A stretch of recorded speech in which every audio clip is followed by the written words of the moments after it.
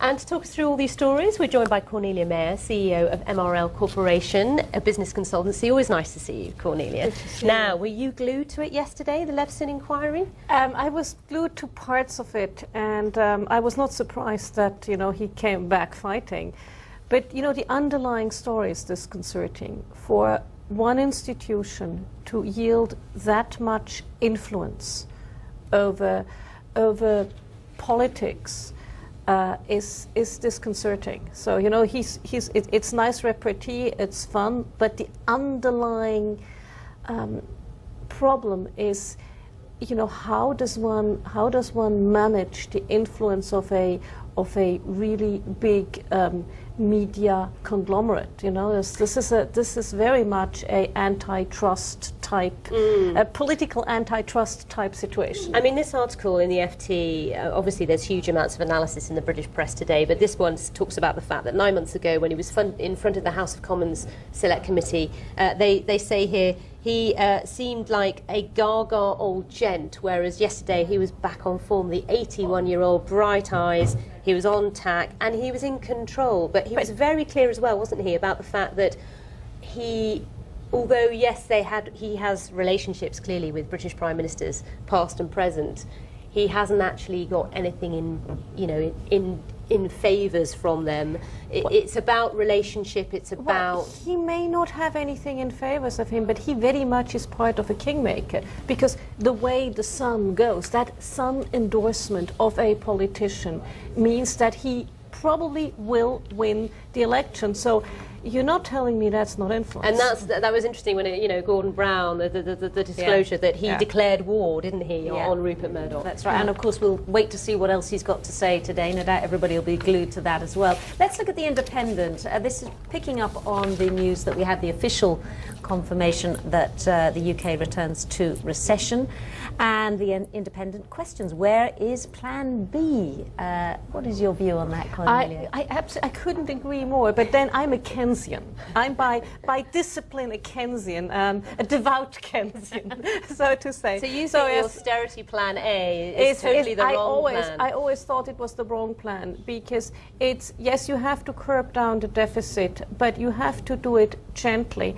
And you have to be aware that if you have people becoming unemployed, they will not consume, and that's against stimulus. And then you look at how the British economy is composed. Not everything is London and very private sector. Yeah. You go to Scotland, you go to Wales. Well, a big chunk of what happens is in the public sector in terms of economic activity. But also as well, I mean, obviously this where is Plan B argument has been around ever since he announced Plan A, to be honest. But this article also highlights the fact that there's now signs that the United Front within the coalition about the fact that they're behind George Osborne and his ideas is you can sort of see the cracks emerging now. Oh, absolutely. And if you're a Liberal Democrat, you can't blame them, because at some stage they'll have to get re-elected.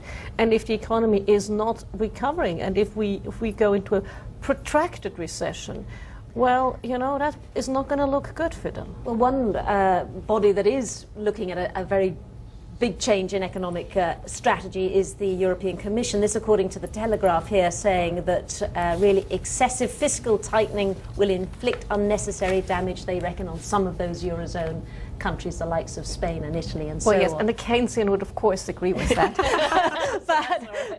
but the problem is absolutely, Germany, though, of course. Yeah, the problem is Germany, but look at it from a different. If you look at it from a different side, about 25% of the governments in the Eurozone had to step down over the Euro crisis.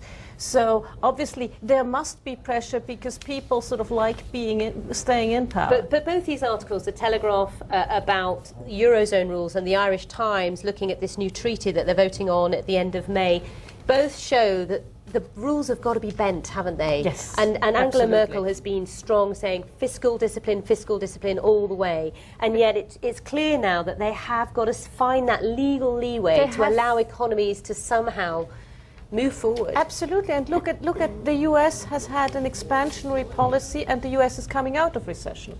And interesting, François Hollande saying that he would have, quotes, firm and friendly talks with Merkel should he be elected. I wonder just how friendly those talks will be. They will be very firm, but the thing that really worries me is totally unraveling the whole treaty is probably not going to help, and is probably getting us into further trouble. And I think markets need a little bit of calm.